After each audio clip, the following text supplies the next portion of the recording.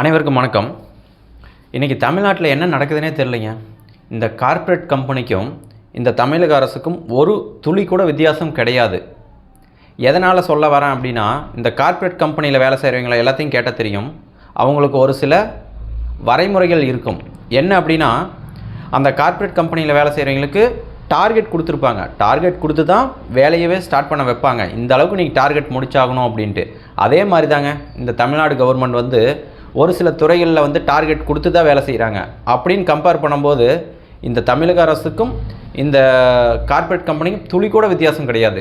இந்த DMK government இப்போ உங்களுடன் ஸ்டாலின் அப்படின்னு ஒரு திட்டத்தை ரன் பண்ணிகிட்ருக்காங்க. இந்த உங்களுடன் ஸ்டாலின் திட்டத்தில் ஒரு சில குறிப்பிட்ட நபர்களை கூட்டிகிட்டு ஆகணும் அப்படின்னு சொல்லி டார்கெட் கொடுக்குறாங்க.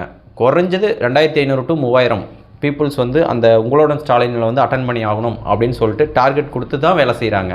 இது கம்பல்சரி பண்ணி ஆகணும் அப்படின்னு எல்லா மெடிக்கல் ஆஃபீஸருக்கும், அதாவது எல்லா அந்த மெடிக்கல் உள்ளே இருக்கிற அத்தனை பர்சனுக்கும் ஒரு டார்கெட் நிர்ணயிக்கப்படுது. இப்படி தான் இந்த உங்களுடன் ஸ்டாலின் திட்டம் நடைமுறைப்படுத்தி கொண்டு வந்துட்டுருக்காங்க.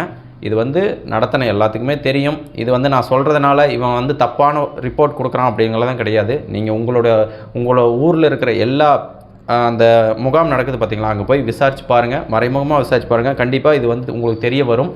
அதனால தாங்க இந்த கார்ப்பரேட் கம்பெனிக்கும் இந்த டிஎம்கே கவர்மெண்ட்டுக்கும் துளி கூட வித்தியாசம் கிடையாது அப்படின்னு நான் சொல்கிறேன்.